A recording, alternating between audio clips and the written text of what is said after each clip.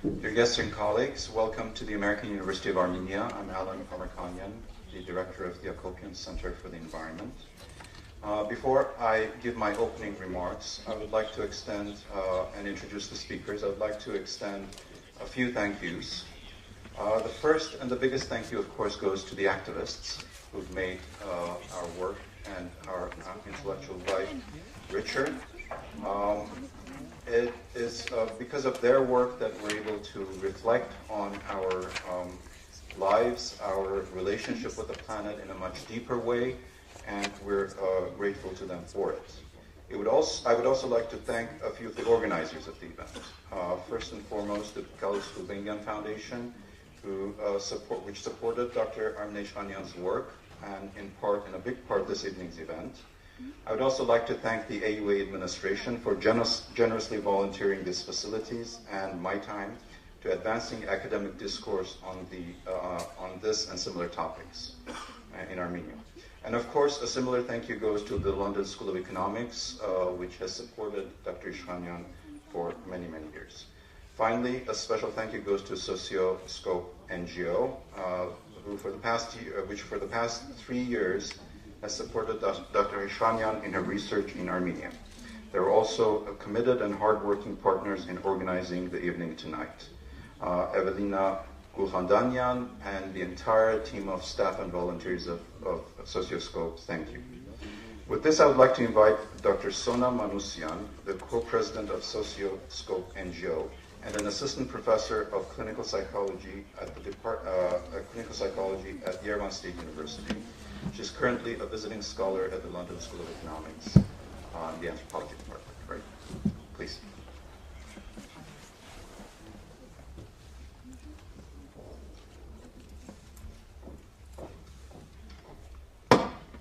Good evening, everybody. Thank you all for being here. Thank you for introducing me. So, yes, I represent Socio-scope Societal Research and Consultancy NGO. The project, the outcome of which is the book to be discussed and presented today, was made possible also through the efforts of the NGO team, its members, volunteers, and employees. The project, the joint project, which was a social research aimed at capturing the civic initiatives and their public perceptions in Armenia, started back in 2010, and from that time on, we have enjoyed the collaboration with Armine, Dr. Armine Ishkanian, and we truly hope that this is not the last collaboration, but just the start of future scholarly activities. Socio-scope team was involved in various works and activities. First of all, conducting and coordinating interviews, focus groups, but also collecting factual data about factual data. But I'm not going to go into details. This is not my task, but the task of the entire event today. So, but, and also, of course, Dr. Armine Ishkanian does not need my words to be introduced, but I can't help just saying a couple of words. One particular worth of this analysis of this book for an NGO that is committed to improving the linkage between social research and social action is that it captures and it speaks about the processes, about the civil society, not retrospectively, but as it occurs, as it progresses. So for us, it is particularly important that the analysis can provide a source and a reference for activists and all other concerned individuals and institutions that that want to reflect more and to be more self-aware of their activities aimed at a better society in Armenia. So we would like to, of course, all of this would not be possible without Gulbenkian Foundation, and we would like to extend our thanks for their support throughout the entire project implementation. We would like to extend our thanks to, of course, Alen Amirkhanian and the director of the Amirkhanian Center for Environment, and this is also a thanks to AUA in general for being so open for cooperation and for co-organizing this event.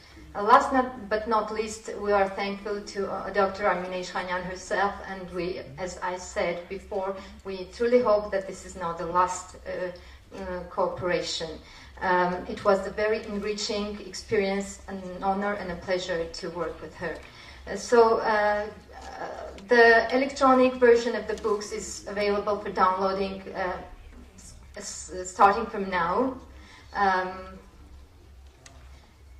Those interested in receiving the hard copies, the printed versions, just an information for them. We will be notifying them about as soon as the books are ready, the hard copies are ready, and those interesting just would need to contact us, and we will send them the books. So let me now wish us all a very stimulating, thought-provoking, and very nice intellectual evening. Thank you for giving me the floor, and now, yeah, thank you. Thank you, Sona. Dear guests, I promise I will not quote Tocqueville or Robert Putnam. I will, however, quote Dr. Armine Ishkanian, around whom, of course, we're gathered tonight. The topic of recent environmental activism, by which I mean the activism of the past 7 to 8 years, is beginning to attract the attention of serious academics like Dr. Ishkanian, and this is a very welcome and much needed attention. One could argue that Armenians are not strangers to civil society as a force of development. Many of our diasporan communities have for a very long time thrived on self-organization, and a strong civil society. We organize schools, preserve and develop our communities and cultures, and we've done this in the absence of any direct state support. These efforts are not done through spurts of heroism, marches, protests, instead through sustained, committed, organized effort. Certainly, the diasporan political parties and churches played a key role to enable such self-organization. But in my opinion, it would be a mistake, if not silly, to ascribe to these institutions status of de facto or ersatz statehood. After all, civil society does not mean absence of organization and institutions. In fact, it assumes the creation of these independent institutions as a result of market or government failures. Creation of this so-called third sector, that is sector of society different from the for-profit and the public government sectors, to address community or social needs that neither the private or the for-profit, private for-profit or the public sector can address by themselves, is what we've done in our diasporan communities throughout history. Each of us living in diasporan communities is a witness to the immense energy and sacrifice made by individuals to make Armenian communities thrive socially and culturally. It is that same spirit and passion of addressing concerns without state control or directive that I believe we're talking about when we talk about civic society. Soviet Armenian reality, however, was fundamentally different. As private market institutions were dismantled and the state took over organizing every aspect of community and in many aspects of private life, civil society was rendered politically irrelevant, if not dangerous to state interests. There were, no doubt, cases of civil disobedience and resistance to state policy, such as when villagers fought against the collectivization of farms in 1920-32. This resistance, however instigated, was done at times with arms and at times with protest slaughtering of animals or cutting down fruit trees. These were examples of resistance and in some sense activism, though certainly not examples of civil society. Decades later, in the 1960s, a different type of civic movement surfaced in Soviet Armenia, a mass movement to commemorate the Armenian genocide. By this time, the Soviets were in complete control of Armenian society. It is hard to imagine this was an action not directed and orchestrated by a government to pander to nationalistic sentiments by a state in the throes of a Cold War, with Turkey being a NATO ally bordering the Union. Next, in the glasnost era of the 80s, we see very different mass movements, this time the Nairi chemical plant and the Metamor power plant movements, to close them down. While these are coined as environmental movements, they also had a strong public health agenda. One of our speakers, Dr. Alen Amirkhanian, has written extensively on this topic, and we look forward to listening to his insights on this period. The oppositions to Nairi and Metamor was followed by the Arab movement. Those present who recount the experience speak of a time when an unprecedented sense of unity and goodwill permeated Yerevan and presumably other parts of the country. Those present recount how through some mysterious power, hundreds of thousands of people walked into the streets joining hands. This sense of unity was no doubt tragically enhanced by the December 7, 88 Spitak earthquake, where everyone within their powers self-organized to bring aid to disaster zones, the zone. After these fleeting moments, and perhaps they could have only been fleeting because of the emotional intensity they demanded, the independence of Armenia followed. No major movements other than mass exodus of the population took place in this period. That is, nothing happened until the mid-2000s, a period in which we begin to see the reawakening of environmental movements in Armenia. Shikahov, Tevut, Turshkan, Amulsar were not in the backyards of many of the activists raising their voices. These places were far away from the capital city, requiring an abstraction of an environmental interest. This is an intellectual development that Armenian national legislation still hasn't fully absorbed, even though the country has ratified the Orhus Convention. This movement is not only centered in Yerevan. In the regions, we also have activists and civil society organizations raising and demanding environmental responsibility. Their arguments are not exclusively cast in public health or human rights terms. They speak of nature having a value in and of itself. They value a value that should be preserved. They speak of ecosystem services not only in Armenia but the region. They are global in perspective and also networked globally. Are these activists always right? Certainly not. Are they very effective in what they aim to do? Far from it. Are the motivations for all of them purely environmental? No, there's a mix of motivations.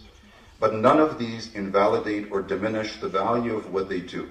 Or what they do is critically important to the social and even long-term economic development of this country. In her conclusion, Dr. Ishkanian cites Darren Achameglu's and James Robinson's Why Nations Fail. She points out their argument that countries that prosper have inclusive institutions that engage and empower a broad cross-section of society. She suggests, and I hope I'm not reading too much into it, she suggests that the environmental movement in Armenia may be a window of opportunity for Armenia to begin developing these institutions.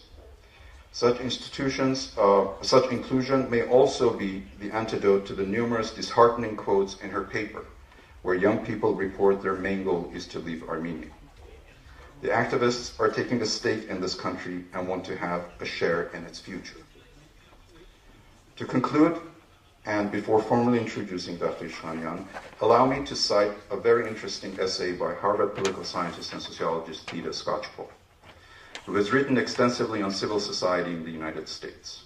The essay, from which I will quote, is called Warren Durgan's Gravestone and Renewal of American Civic Democracy. In opening that essay, Skocpol recounts her visit to a graveyard in the US state of Maine, to a tombstone of a man named Warren Durgan, who lived from 1839 to 1929, a 90-year, very long life. Skocpol writes that by the time she visited the grave,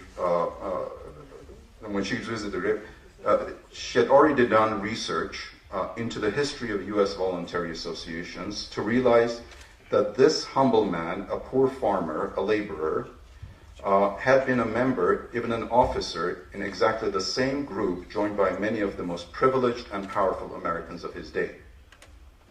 She continues to describe the work of these organizations. The organizers of America's greatest voluntary associations involved fellow citizens from various walks of life. They aimed to gather good men or women into vast, encompassing associations that mirrored and had the power to influence local, state, and national affairs in the democratic republic of which they were a part.